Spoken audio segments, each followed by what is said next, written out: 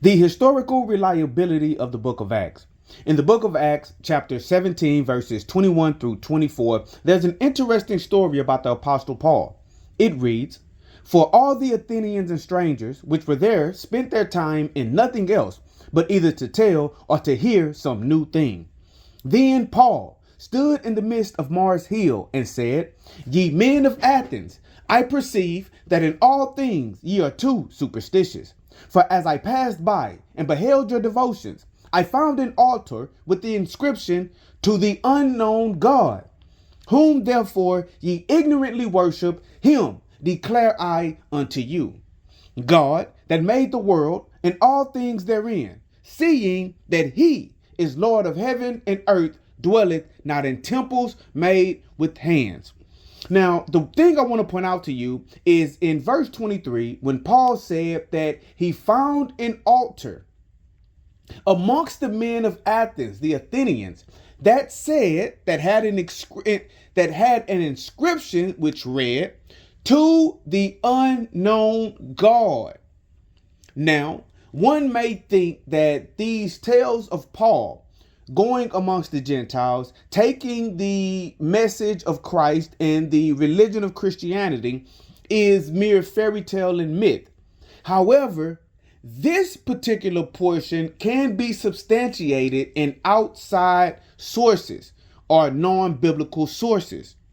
Here we have a book by an ancient author named Pausanias, and it's known as Guide to Greece, Volume 1, Central Greece. And if you look at the back, it's described as Pausanias was a Greek traveler and writer in the 2nd century AD. His Guide to Greece is an extremely comprehensive guidebook for tourists, concentrating on buildings, tombs, and statues, and including a lot of information on the mythological, religious, and historical background to the monuments described. It is so informative that it may be called the foundation of classical archaeology, and this ancient Baedeker is still used as a guide to classical Greece. So someone writing between 50 and 100 years after Paul made this statement, which is recorded in the book of Acts, said this in his work, Guide to Greece, pages 11 and 12.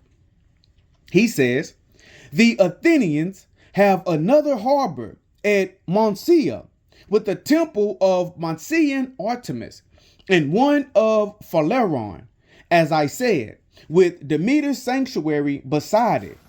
The temple of Athene Skirios is also here, and one of Zeus further off, and altars of the unknown gods, and of heroes, and the children of Theseus and Phileros."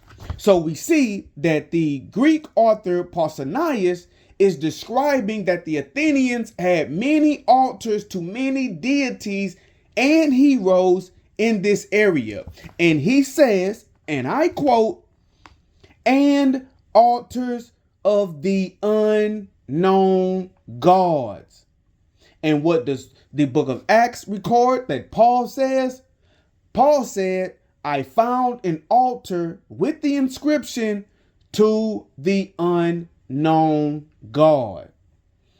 So we see that there is historical reliability to the book of Acts because the information contained within it can be verified with non-biblical sources.